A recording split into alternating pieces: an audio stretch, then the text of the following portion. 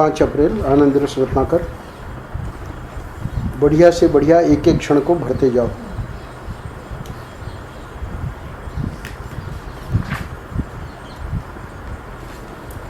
ये पृष्ठ है ध्यान योग से। 3 बजे से 4 बजे आजकल जो चल रहा है वो ध्यान योग ही चल रहा है महाराष्ट्र का। तो शुरू के ही पृष्ठों में से है 32, 37, 38। तो यहाँ प्रसंगवशात महाराष्ट्री एक विशेष बात बता रहे हैं कि भजन हमें किस प्रकार करना चाहिए, भजन का स्वरूप क्या है। आज के पृष्ठ का जो संदेश है महाराष्ट्री का वो ये है कि भजन का स्वरूप भक्त के लिए क्या है। एक महात्मा से किसी ने पूछा कि तुम भगवान का भजन क्यों करते हो। होते हैं सब प्रकार के लोग, प्रश्न भी कई प्रकार के होते हैं। तो महात्मा से पूछ लिया कि भाई आप भगवान का भजन जो करते हो दिन रात, उसमें हेतु क्या है। तो बोले कि भाई आदत पड़ गई है, रहा नहीं जाता है, हम अपनी आदत से लाचार हैं। तो महात्मा ने इस प्रकार से जवाब दिया कि ये हमारा एक प्रकार का स्वभाव हो गया है भजन करना।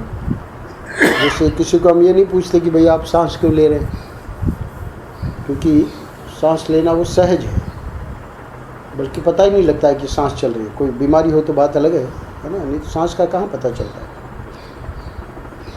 हार्ट की गति तो खैर फिर भी वो तो और अंदरूनी चीज़ है ना, पर सांस तक का पता व्यक्ति को नहीं चलता। किसी को पूछा जाए कि भाई सांस क्यों ले रहे हो आप, भाई सांस तो हम क्या ले रहे हैं, ये अपने आप ही आ जा रही है। तो इसी प्रकार भगवान के भजन की उस महात्मा के जीवन में ऐसी स्थिति हो गई थी कि उसको जब ये पूछा गया कि भगवान का भजन क्यों करते हो, क्योंकि वो देखने वाला तो सोचता है ना कि भाई इसकी तो माला है ना, कभी बंदी नहीं होती है, माला फिरता ही रहता है। तब उसने समझाया महात्मा ने कि आदत पड़ गई है, राह नहीं जाता है ना। जैसे हम कोशिश भी करें कि भाई अभी थोड़ा सा माला को रख दें, तो भी नहीं रहा जाता है। वही परम पूज्य महाराज ने इसका सबसे बढ़िया एक वो दृष्टांत दिया है, जिसमें एक शिष्य ने कहा कि 25-30 साल हो गए और होता तो है नहीं कुछ, और आपने मंत्र बता रखा है, मंत्र कर रहे हैं है ना, दिन रात उसका चलता रहता है, पर कोई उसका परिणाम तो हुआ नहीं, हम भजन नहीं करेंगे। महाराज को तो पता था कि कह रहा है भजन नहीं करेंगे, पर इससे बनेगा नहीं। बोले नहीं, तुम भजन करते रहो हमारे कहने से। बोले नहीं महाराज, फ़ायदा क्या हुआ, इतने साल हो गए। तो महाराज ने भी लीला करी, 2-3 बार उसको मना किया, पर वो जितना मना करे उतना ही वो आग्रह करे कि नहीं हमको तो छोड़ना है, हम भजन नहीं करेंगे। तब फिर महाराज ने कहा कि अच्छा ठीक है, हमारा मंत्र हमको लौटा दो, है ना, अब भजन मत करना। महाराज कह रहे कि वो आधे घंटे में ही लौटा है और रोने लगा। तो महाराज ने पूछा क्यों, क्या बात हुई। बोले क्यों रहा नहीं जाता। बोले नहीं अब बिल्कुल नहीं कर सकते, अब हमने मंत्र तुम्हारा लौटा लिया है, अब बिल्कुल नहीं करोगे तुम। बोले महाराज तो हमें माफ़ कर दो, हमसे गलती हुई है ना, उससे रहा ही नहीं जाता हमसे। तो महात्मा तो खैर ये तो मूर्ख था ना, ये भक्त तो महात्मा को तो पता है, तो इसलिए कहा कि भाई आदत पड़ गई है, रहा नहीं जाता है, हम अपनी आदत से लाचार हैं, दूसरा हम कुछ कर भी नहीं सकते। अब इसी प्रसंग को महाराज जी और एक बहुत ज़बरदस्त बात कहने जा रहे हैं अपने बारे में, कि जब मैं अपने गांव में था, यानी ये उस समय की बात नहीं है जब महाराज जी सन्यासी हो गए, ये सन्यास के पहले की बात है, जब शंतनु बिहारी द्विवेदी के रूप में महाराज जी गाँव में थे। तो उस समय एक महात्मा से दीक्षा ग्रहण की। अच्छा, दीक्षा जो है वो अध्यात्म के लिए ग्रहण की, वह जैसे संस्कार कराने के लिए कुल गुरु की जैसे दीक्षा ली जाती है ऐसे नहीं, किंतु भजन करने के लिए। तो दीक्षा भी कई प्रकार की होती है, तो महर्षि ने पहले से स्पष्ट कर दिया कि वो जो दीक्षा हमने ग्रहण की थी वो भजन करने के लिए, भाई हमको ईश्वर का साक्षात्कार चाहिए। तो उन्होंने दीक्षा देकर कहा कि बेटा अब तुम मुक्त हो। बड़ी मतलब विचित्र बात हो गई। महाराज श्री ने तो सोचा कि ये मंत्र देंगे और फिर हम उसका मंत्र का जप करेंगे। जप को बताया है, जैसे हम लोग यहाँ बैठे हैं तो बीच में वो जहाँ दरवाज़ा है उसको देहली बोलते हैं। तो देहली के ऊपर जैसे दीपक रख दो तो क्या होता था पुराने ज़माने में, है ना, बहुत कम से काम लेना है क्योंकि गरीब होते थे लोग, तो एक ही दीपक से काम लेना है, बरामदे में भी प्रकाश रहे और अंदर कमरे में भी। तो देहली के ऊपर दीपक रख देते थे। तो देहली दीप न्याय से बाहर भी और अंदर भी। तो जप जो है वो क्या है कि बीच का साधन है। बाहर क्या है? बरामदा। बाहर का साधन क्या है? बोले बोल के जो कीर्तन करते हैं वो बाहर का, और अंदर बोले अंदर स्मरण। तो जप जो है वो दोनों में, है ना, बाहर भी प्रकाश करता है, अंदर भी प्रकाश करता है। कीर्तन करो वो अलग चीज़ है, स्मरण करो वो अलग चीज़ है। पर जप की इतनी महिमा है ना, कि वो दोनों को कवर करता है। उससे स्मरण भी हो रहा है और उससे कीर्तन भी हो रहा है एक तरीके से। तो इसलिए महाराज जी को लगा कि भाई अब जब हमको मंत्र दे दिया गया है तो हम भजन करेंगे। और महात्मा ने बड़ी ज़बरदस्त बात कही। बोले कि महाराज जी कह रहे हैं कि उन्होंने दीक्षा देकर कहा कि बेटा अब तुम मुक्त हो। अब जब गुरुजी बोल रहे हैं कि मुक्त हो, जिन्होंने हमको मंत्र दिया है, तो महाराज कह रहे कि मैं तुम्हारी खुशी के फूल गए, है ना, कि हमारे गुरु महाराज कहते हैं कि तुम मुक्त हो गए। और इससे और क्या चाहिए था हमको? सबसे बड़ी चीज़ हो गई ना, यही तो चाहिए था। तो महाराज जी ने स्वाभाविक ऐसे ही पूछ लिया कि मैंने कहा महाराज मुक्त हो गए तो अब हमको भजन करने की क्या ज़रूरत है? हमने वैसे दिया मंत्र तो इसलिए था कि हम भजन करेंगे, और अब जब आप कह ही रहे हो कि मुक्त हो गए, है ना, मुक्ति ही तो साध्य है। हम इसीलिए तो भजन करने जा रहे थे कि भाई आखिर में हम मुक्त हो जाएंगे, और आप कह रहे तुम मुक्त हो गए। तब गुरु महाराज जी बोले कि समय भरने के लिए, काल का पेट भरने के लिए भजन करो। यानी इस प्रसंग में गुरुओं का सामर्थ्य बता रहे महाराज जी। गुरुओं का सामर्थ्य कितना ज़बरदस्त होता है कि वो मंत्र देके ही कह रहे हैं कि तुम मुक्त हो गए, है ना। तो फिर जब प्रश्न किया गया कि फिर भजन करने की तो कोई ज़रूरत ही नहीं रही, बोले नहीं, अब करोगे क्या? जब मुक्त हो गए तो अब तो ये नहीं है कि भाई, है ना, हम टीवी देखेंगे या अखबार पढ़ेंगे या गप शप लगाएंगे। अब तो जो चीज़ हमको इतने परिश्रम से मिलती थी वो गुरु कृपा से हमको ऐसे ही प्राप्त हो गई। तो अब हमको क्या करना है? अब हमको सावधान रहना कि कोई हमसे गलत कार्य ना हो। तो गलत कार्य ना हो उसके लिए अब अपने उसको समय को इसी से भरना है, अच्छे कार्य से। तो वो क्या है? गुरु महाराज तब बोले कि समय भरने के लिए, काल का पेट भरने के लिए भजन करो। हम तुमको ये थोड़ी कह रहे हैं कि भजन करोगे तब तुम मुक्त होगे। मुक्त तो तुम, है ना, हो ही, मुक्त स्वरूप है तुम्हारा। कहने का भाव ये है कि महात्मा लोग जानते हैं कि वो हम अज्ञान में इस बात को जाने या न जाने, है ना, हम मुक्त ही हैं। वही बात वो कह रहे थे महात्मा कि तुम मुक्त हो गए। हो गई का मतलब तुम मुक्त ही हो। पर वो बात इतनी जल्दी पकड़ में नहीं आएगी।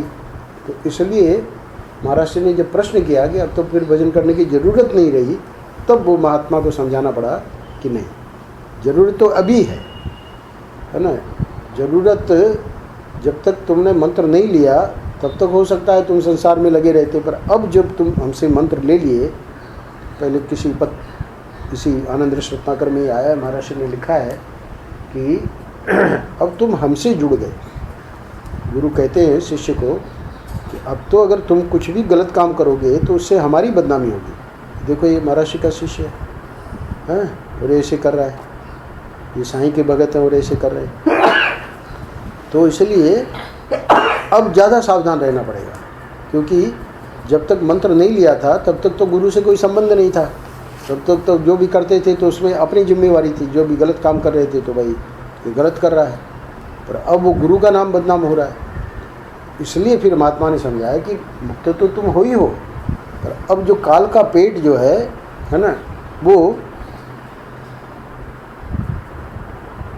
उसको भरना है, काल के पेट को भरना है।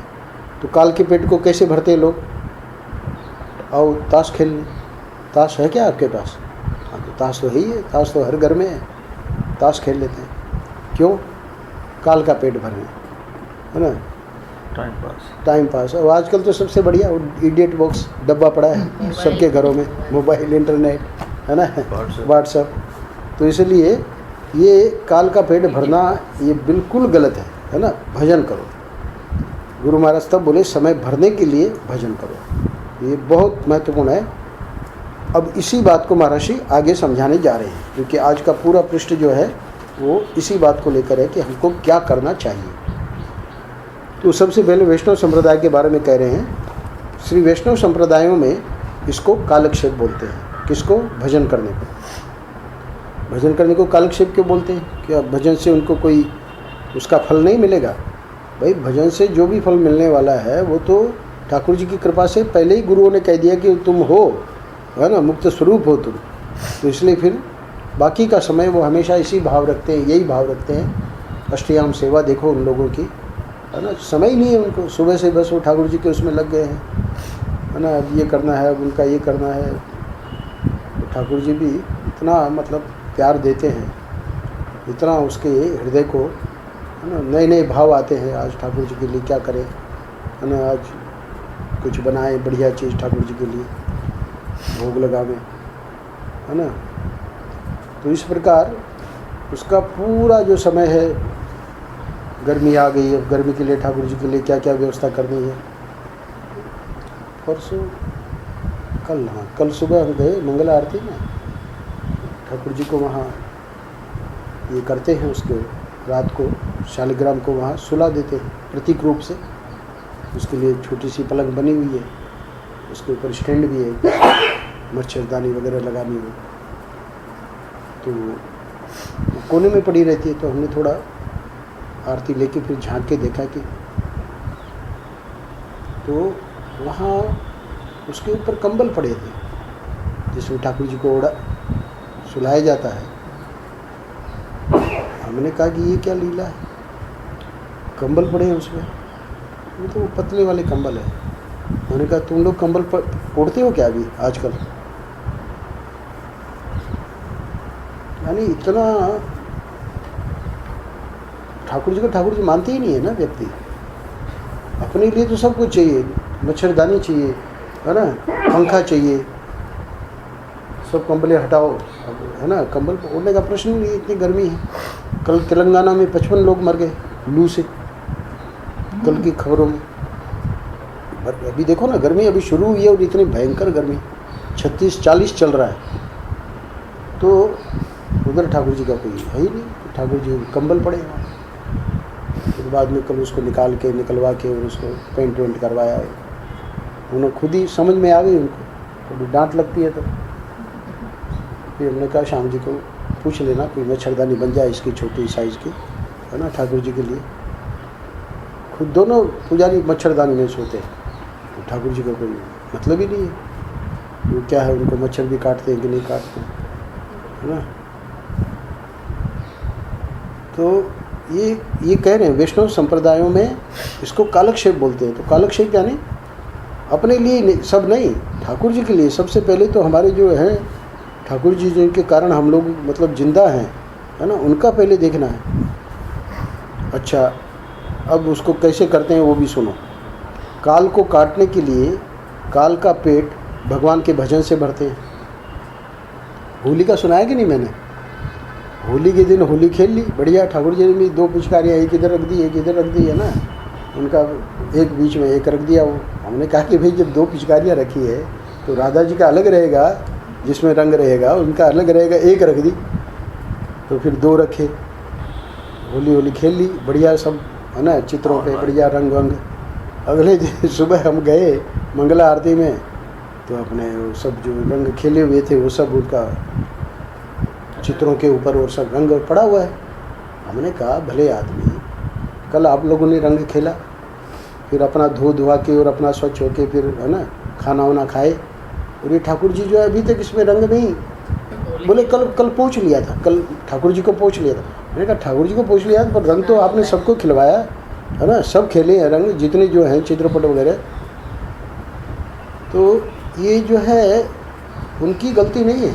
यानी व्यक्ति जो है ये वैष्णव संप्रदाय में इसका बहुत बड़ा देखा हर एक चीज़, यानी हमसे ज़्यादा ठाकुर जी को देखना है ये वैष्णव संप्रदाय। इसीलिए महाराज ने नाम लिया श्री वैष्णव संप्रदायों में इसको कालक्षेप बोलते हैं। क्यों? क्योंकि सचमुच का कालक्षेप वही करते हैं। आगे हम लोग तो बस अपने उसमें लगे हैं, गपशप में लगे हैं, या इंटरनेट में लगे हैं, मोबाइल में लगे हैं। बाकी ठाकुर जी को क्या है, अपने को बस उनकी निंदा नहीं है पुजारियों की, पर इसमें बड़ा भाव बनाना पड़ता है। और वो भाव की जो है वो परंपरा से प्राप्त होता है, उनको कोई बताने वाला ही नहीं है।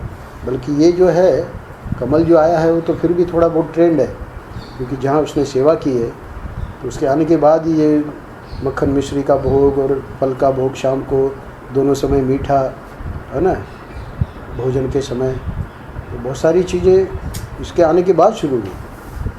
पर फिर भी मैं देखता हूँ कि वो जब तक अपने हृदय में भाव नहीं आएगा, अपने में ही वो सूझबूझ आनी चाहिए, है ना। तो इसलिए श्री वैष्णव संप्रदायों का नाम लिया महर्षि ने। वो लोग तो जो कालक्षेप करते हैं तो हम लोग दंग रह जाएंगे, उनका जो तरीका है ना। एक वो आए थे विदेशी पति पत्नी, तो माई जी ने तो कह दिया भाई अंग्रेजी में हमारे तो कुछ है नहीं, उनसे गोविंदा से मिलो। 2-3 साल पहले की बात है। तो बुला लिया हमने गोपालगढ़, बैठा है पुराने कमरे में, दोनों बैठ गए सोफे पे, हम सामने बैठे थे पलंग पे। तो इनको संस्कार तो था भारतीय संस्कृति का, क्योंकि रामकृष्ण परमहंस का और थोड़ा पढ़े हुए थे। तो चलो हमने थोड़ा पता लगा लिया क्या क्या इनको ज्ञान है हमारी भारतीय संस्कृति के बारे में। तो ऐसे ऐसे बताया कि रामकृष्ण परमहंस का वो काली के वो थे, भगत थे, और भी बहुत सारी बातें बताई। तो फिर बोले कि एक प्रश्न है हमारा। उनका पूछो। बोले कल हम टटिया स्थान गए और वहाँ पर स्वामी जी वो एक ब्रह्मचारी बैठा था। गर्मी तो बहुत थी, पर हम दर्शन करने गए और वो जो था पत्थर का जो मूर्ति स्टैचू, तो वो उसको वो जो है पंखा कर रहा था। तो what A foolishness that statue and he is sitting and doing this. मैंने कहा भले आदमी, तुमने रामकृष्ण परमहंस का पढ़ा है, रामकृष्ण परमहंस से काली बातें करती थी, हाँ वो तुमने पढ़ा, वहाँ तेरे को प्रश्न नहीं हुआ कि वो स्टैचू बातें कैसे करेगी, है ना। तो वो कोई किसी पत्थर की मूर्ति को थोड़ी वो पंखा कर रहा है, वो तो ठाकुर जी को पंखा कर रहा है ना। थोड़ी बहुत उनके दिमाग में बात घुसी, क्योंकि थोड़ा उनको संस्कार था। तो इसी प्रकार पत्थर की मूर्ति वैष्णव श्री वैष्णव संप्रदाय में तो साक्षात ठाकुर जी है। मंदिरों में वहाँ पत्थर की मूर्ति नहीं है, साक्षात ठाकुर जी विराजमान। इसलिए उनकी जितनी जो सेवा होती है, जो मतलब, इसलिए वो साध्वी कंचन उनके साथ गई थी ना पुराने मंदिरों में, तुम लोग वहाँ भजन वजन गाते थे। क्या इंदौर की वो आई थी, तुम भी तो गई थी। हाँ जो भी है, उन मंदिरों में जो भाव है वो कहाँ मिलेगा, कहीं नहीं मिलेगा। ये महर्षि कह रहे हैं कि श्री वैष्णव संप्रदाय में इसको कालक्षेप बोलते हैं। काल को काटने के लिए काल का पेट भगवान के भजन से भरते हैं। भगवान से मुक्ति नहीं लेना चाहते हैं, वैकुंठ नहीं चाहते हैं। क्यों नहीं चाहते हैं? क्योंकि इस प्रकार का जहाँ भाव रहेगा वहाँ वैकुंठ तो पहले से बना हुआ है ना। मुक्ति तो उनकी हुई है, कितना दिव्य भाव है। तो इसलिए उसकी मुक्ति की ज़रूरत ही क्या है, वैकुंठ की ज़रूरत ही क्या है। नहीं कहते हैं कि हे भगवान हमको अपने राज्य में ले चलना। अरे हम तो जहाँ हैं उनके राज्य में ही है ना, मौज ही मौज है। ये भी नहीं कहते कि हमारी समाधि लगा देना, है ना। तो फिर क्या कहते हैं, नहीं नहीं, हमारा काल जो है उसको देखिए कितने सावधान है। आगे की बातें सुनिए। भगवान के बारे में बोलकर, सबके रूप में भगवान की सेवा करके, भगवान के लिए नाचकर, भगवान के लिए रोकर, आदि आदि, है ना, समय बीतता है अपना। तो यह है उनका दृष्टिकोण कि जो भी चर्चा हो ठाकुर जी के बारे में। क्या चर्चा हो रही है? वो बोले वो साड़ी और ये फलाना और ठिकाना और, है ना, दुनिया भर का अनात्म चर्चा है। कभी नहीं, ठाकुर जी की चर्चा, भगवान के बारे में। महाराज जी के समय देखते थे हम लोग सुबह से रात तक, क्या ज़बरदस्त, है नहीं, सत्संग का जैसे क्या कहें, ऐसे ही ज़बरदस्त लहर चलती थी। सुबह से रात तक महाराज जी के आसपास कोई और दूसरी चर्चा ही नहीं। लोग आ रहे हैं, प्रश्न पूछ रहे हैं, अपने आप ही महाराज जी बता रहे हैं। उड़िया बाबा में प्रवचन हो रहा है, सुबह नृत्य गोपाल में हो रहा है, उसके पहले कोठी में बैठे हैं, सत्संग हो रहा है, उसके बाद वो, है ना, कदम की छाया के नीचे बैठे हैं, सत्संग हो रहा है, भोजन करके बाहर बैठे हैं, सत्संग हो रहा है। ये भगवान की चर्चा है ना, भगवान के बारे में बोलकर। कोई वहाँ ये चर्चा नहीं कि भाई वो ये आश्रम बनाओ, वो आश्रम बनाओ, वो ये ऐसे कर रहे हैं, वो कथावाचक ऐसे कर रहे हैं, फलाना ढिकाना, कुछ नहीं। निंदा स्तुति का प्रश्न ही नहीं, है ना। जब देखो तब तत्व चर्चा, भगवत चर्चा, ना, नाम रूप लीला धाम सबके रूप में भगवान की सेवा करके। देखिए अब, है ना, महाराज ने कहा डॉक्टर गीता को, जैसे जैसे तुम्हारे मरीज अच्छे होते जाएंगे मैं अच्छा होता जाऊँगा, है ना। ये क्या है? सबके रूप में भगवान की सेवा करके।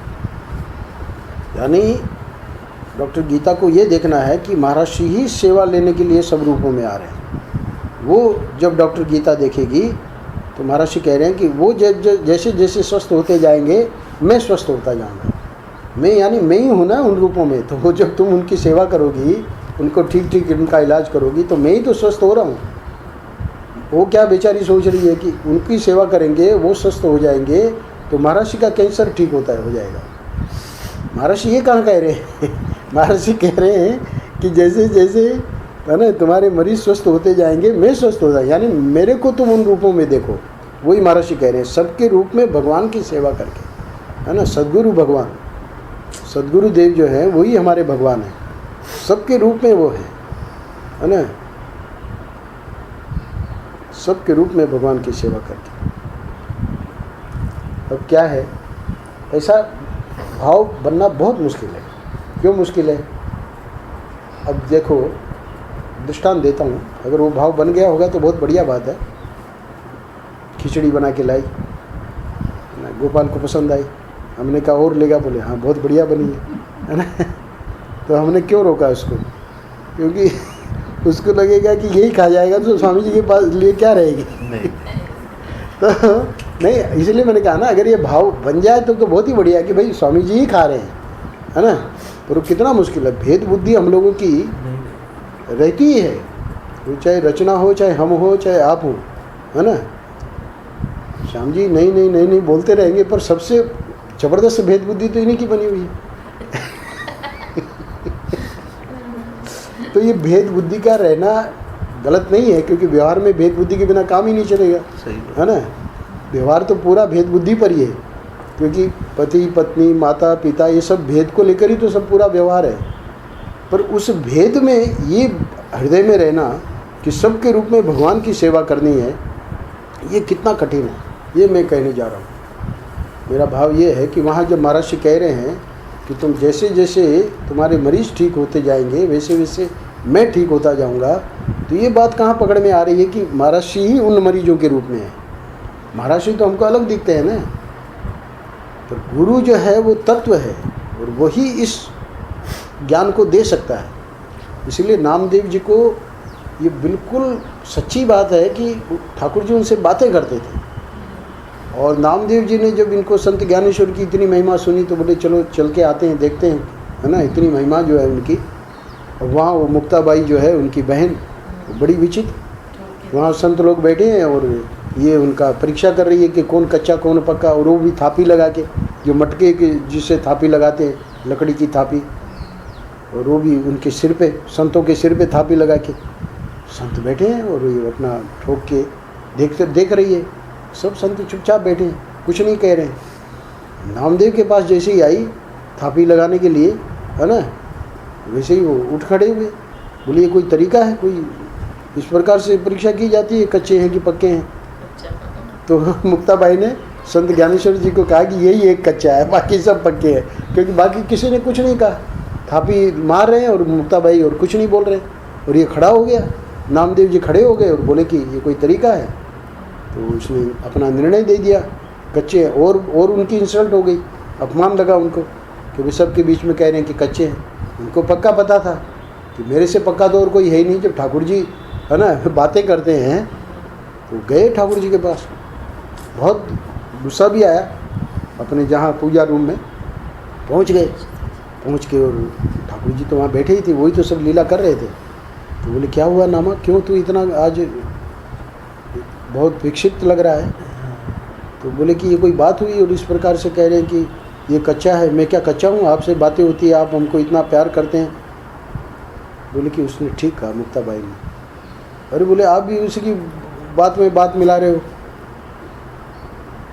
बोले देखो, जब तक गुरु नहीं बनेगा, जब तक गुरु तुमको ज्ञान नहीं देगा, तब तक तुम कच्चे हो। बोले आपसे बातें हो रही है, अब गुरु की ज़रूरत क्या है? बोले देखो, गुरु जब ज्ञान देगा ना, तब तुमको ये बात समझ में आ जाएगी कि वो थापी में भी मैं ही था, है ना। अभी तुमको ये ज्ञान नहीं हुआ है, अभी तो तुम मुझे सिर्फ यहीं अपने को मान रहे हो कि हमारे ठाकुर जी बस हमारे पूजा रूम में है, वहाँ बातें करते हैं। मैं तो मुक्ताबाई में भी था, मैं तो थापी में भी था, मैं तुम्हारे में भी था, मैं संत ज्ञानेश्वर में भी था, सब जगह मैं हूँ। और ये ज्ञान कौन देगा? गुरु देंगे। बोले कौन है वो गुरु, आप बताइए। तो फिर विशोबा खेचर के पास उन्होंने भेजा, वहाँ भी बड़ी लीला हुई। तो कथा आप लोग सब जानते हो। तो कहने का मतलब ये है कि ये जो है महर्षि कह रहे हैं कि सबके रूप में भगवान की सेवा करके, है ना, जो कालक्षेप है, सबसे कठिन यही है। महर्षि सुनाते हैं ना कि सेठ को स्वप्न हुआ कि आज मैं कल मैं दर्शन देने आऊँगा।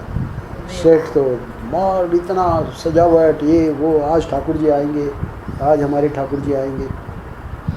अब वो आए सुबह ठाकुर जी आए, सेठ को क्या पता, वो धूज रहे हैं, है ना, कुछ कंबल दे दो, है ना, बड़ा ठंड लग रही है। अरे भागो भागो, भगाओ इसको, क्या आ गया सुबह पहले, है ना, ठाकुर जी आने वाले हैं। उसको धक्का देगा, कोई दवा मांगने आ गया थोड़ी 2-3 घंटे के बाद, उसको भी भगाया, है ना। फिर कोई तीसरा और भिख मंगा आ गया। सेठ सो गए क्योंकि आए नहीं ठाकुर जी। हाँ तो सोए। तो फिर यही बात मन में सोचते सोचते कि देखो ठाकुर जी भी बोल के स्वप्न में आए नहीं। तो फिर स्वप्न दिया ठाकुर जी ने, मैं आया था पर पहचान नहीं पाए थे। तो हम लोग पहचान नहीं पाते, है ना।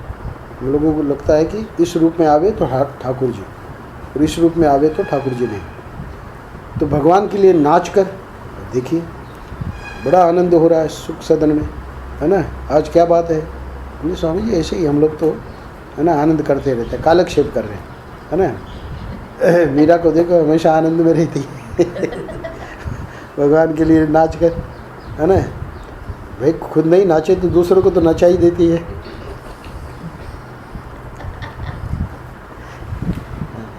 ये भी एक लीला है ठाकुर जी की, खुद नाचो या दूसरों को नचाओ तो मीरा सुनती है ना हमारा, जब यहाँ हम बोलते हैं तो मीरा सुनती है ना। कहने का मतलब आनंद रहे, है ना। नचाए मतलब लोग दुखी होकर थोड़ी नाचते हैं, सुखी तो होकर नाचते हैं। तभी तो सब लोग कहते हैं कि भाई इनके घर में क्या बात है, सब लोग इतने मोटे क्यों हैं, सब लोग आनंद में रहते हैं। अहमदाबाद में पता नहीं कोई कह रहा था कि कौन से गेहूं का आटा खाते हैं क्या। तो भगवान के लिए नाच कर, अच्छा भगवान के लिए रोकर, है ना। तो ये जो है रोना जो संसार के लिए है, महाराज यहाँ कहना ये चाह रहे हैं, वो गलत है। रोना आ रहा है कि भाई भगवान दर्शन नहीं दे रहे हैं, आज भगवान क्यों पता नहीं इतना रूठे हुए हैं, है ना। आज तो सुबह से ही मैं मना रही हूँ, नहीं मान रहे हैं, उनके लिए रोना आ रहा है ना। भगवान के लिए रोकर समय बीतता है, अपना समय जा रहा है, समय का पेट भर रहा है। तो महाराज ने संकेत कर दिया, इसी प्रकार भाव को और बढ़ा सकते हैं। तो बढ़िया से बढ़िया एक एक क्षण को भरते जाओ। अच्छा बीत गया सो बढ़िया, ये नहीं कि भाई उसी के ऊपर विचार कर रहे हैं कि अरे ऐसा हुआ, ऐसे नहीं होना चाहिए था, है ना, मैंने ऐसा बोल दिया और अब पता नहीं उसका क्या होगा। तो हमारे कल स्वामी नित्यानंद जी सुना रहे थे, मैं उनका एक प्रवचन सुन रहा था कल, बहुत बढ़िया बात बोले कि अपनी गलती मान लो, अपनी गलती स्वीकार कर लो। तो ये इसका तरीका है ना। बीत गया सो बढ़िया। अब बोले नहीं उसी का विचार आ रहा है कि, तो भाई अगर उसी का विचार आ रहा है तो तुमसे कोई गलती हो गई ना, तो उस गलती को स्वीकार कर लो, जाके जिससे गलती हुई है उसको कह दो भाई हमसे गलती हो गई, बात खत्म हो जाएगी। बीत गया सो बढ़िया, आवेगा सो बढ़िया।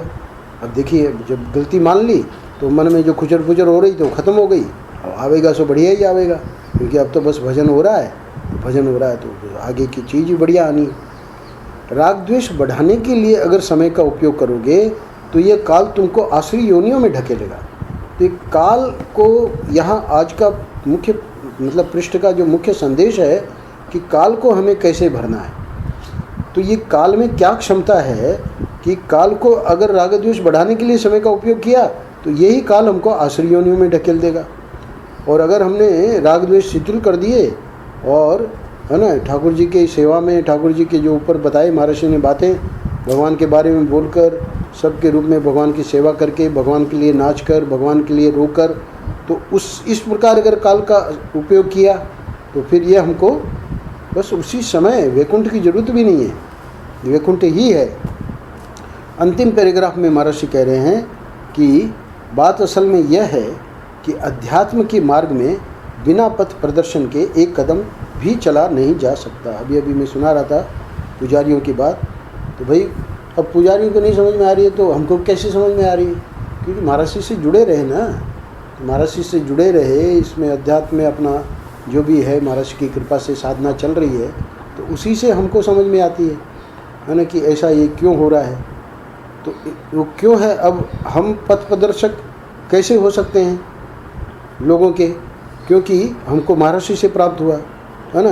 अब इन पुजारियों को जब हमसे प्राप्त होगा तो पुजारी लोग और दूसरे जो उनके आगे वाले लोग हैं उनको उनका मार्गदर्शन कर सकते हैं। तो ये परंपरा चलती रहती है, नारायण समारंभम, नारायण से चली है, ठाकुर जी से, और शंकराचार्य मध्यमा, अस्मद आचार्य पर्यंता, हमारे गुरु तक ये परंपरा वहाँ से चल के आ गई है। अब उसको आगे चलाना हमारा काम है, पर अभी ये जो पीढ़ी है ये ध्यान नहीं दे रही है, ध्यान नहीं दे रही है मतलब आधुनिक सब वेस्टर्न कल्चर में जा रहे हैं। अब ये परंपरा का यहाँ उच्छेद होगा, तो उच्छेद होगा तो ठाकुर जी तो ही हैं, उनको जब उसको वापस जोड़ना होगा जोड़ देंगे। तो बात असल में यह है कि अध्यात्म के मार्ग में बिना पथ प्रदर्शक के एक कदम भी चला नहीं जा सकता।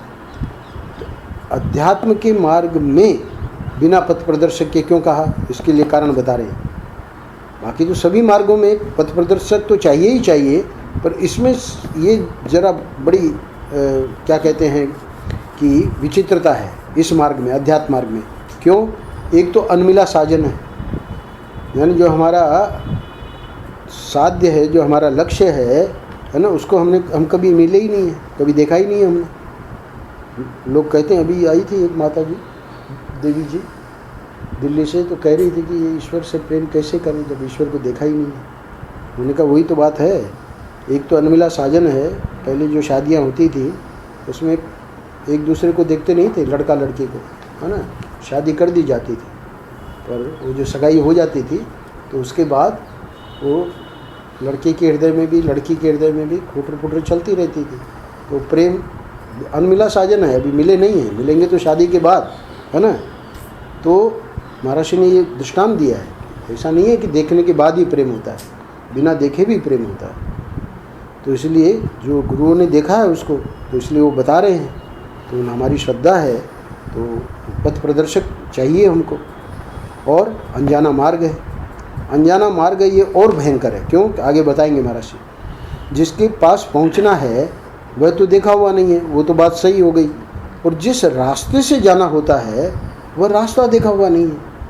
तो अब समझो कि कोई पथ प्रदर्शक नहीं है, यानी जो कि पहले उस रास्ते से जाके और साजन से मिल चुका है, तो क्या होगा कि यदि पग पग पर कोई बताने वाला नहीं हो तो किसी दूसरे को ही अपना लक्ष्य मान लेने की संभावना है। इसी आनंद रस रत्नाकर में एक पृष्ठ आया है कि शिष्य कह रहा है कि हमको उसके ठाकुर जी के दर्शन हुए और बड़े चमाचम, और है ना, उन्होंने बताया कि उधर जो है गड़ा हुआ है खजाना, है ना। तो गुरु जी ने कहा कि बेटा वो ठाकुर जी नहीं थे, वो तो कोई कुबेर के यक्ष थे, है ना। तो वो ठाकुर जी नहीं है, और वो खजाना निकाल लोगे तो और तुम्हारा, है ना, जितनी साधना की है उसमें सब पे पानी फिर जाएगा, क्योंकि वो तो साधना को विघ्न के रूप में आया था। तो पग पग पर कोई बताने वाला नहीं हो। अब देखिए गुरु को पूछ लिया, उसने बता दिया। दूसरी घटना भी आई है, वो बहुत सारे पैसे रख गया, उसने कहा भाई मैं पैसे लेता ही नहीं। वो सेठ रख गया पुराने सिक्के, है ना, चांदी के सिक्के 25 सिक्के रख दिए। तो वो बड़ा उसके मन में, हालांकि बहुत मना किया, पर वो रख गया, बोले किसी भी काम में ले लेना। अब मन में विचार आया कि भंडारा कर दें, कि है ना औषध ले आवें, कि कपड़ा ले आवें, कि है ना क्या कर दें, ये कर दें, वो कर दें। वो बड़ा विक्षिप्त हो गया, बड़ा भजन बढ़िया चल रहा था। अब इतना विक्षेप हो गया वो 25, जबकि वहीं पड़े थे, उठाए भी नहीं उसने। गया गुरु के पास, देखिए गुरु पद प्रदर्शन कर देते हैं, बोले गोबर लिया, किसी के ऊपर डाल दे और कस के पकड़ के गंगा जी में फेंक दे। गंगा जी नज़दीकी थी, फेंक दिया, बड़ा आनंद से फिर भजन होने लगा। तो यदि पग पग पर कोई जो बताने वाला नहीं हो तो किसी दूसरे को ही अपना लक्ष्य मान लेने की संभावना है ना। तो ये बहुत चक्कर है इसमें अध्यात्म मार्ग में।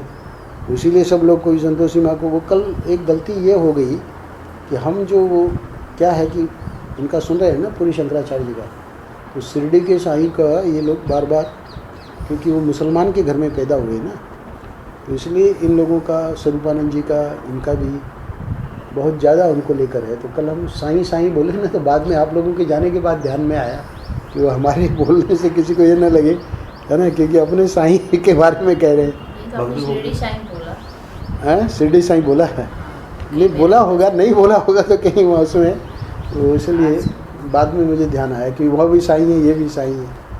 तो इसलिए वो शिरडी साईं का, तो कहने का मतलब कि ये और किसी को लक्ष्य मानने का मतलब क्या है कि मैंने बताया कि पंच देवता तो सब परमेश्वर है ना, और सदगुरुदेव तो है ही हैं, उनको तो गुरु ब्रह्मा, गुरु विष्णु, गुरुदेव महेश्वर है, गुरु साक्षात परे ब्रह्म। तो जो हमारे साईं हैं, हमारे महाराज श्री हैं, उड़िया बाबा हैं, वो तो साक्षात पर ब्रह्म है, इसलिए उसकी कोई बात नहीं है। बात ये है कि जो हमारे सनातन धर्म में जिनको माना नहीं गया है उसी को लक्ष्य मान लेंगे। संतोषी माता, है ना, शिरडी साईं, और भी कई प्रकार की चीज़ें हो रही है ना। अब आरती उतारी जा रही है, जीसस की आरती उतार रहे हैं, है ना, और भी पता नहीं क्या क्या। ये महापुरुष लोग बड़े यानी हिंदू धर्म में कितना प्रमादी हो गया है, उसको कुछ समझ में ही नहीं आ रहा है कि मुझे क्या करना चाहिए, क्या नहीं करना चाहिए। ये बता रहे हैं कि यदि पग पग पर कोई बताने वाला नहीं हो तो किसी दूसरे को ही अपना लक्ष्य मान लेने की संभावना है। आजकल तो हम यही कर रहे हैं। फलस्वरूप लक्ष्य भ्रष्ट हो जाएंगे और मार्ग से चूक जाएंगे। ऐसी हालत में सीखने की ज़रूरत पड़ती है। तो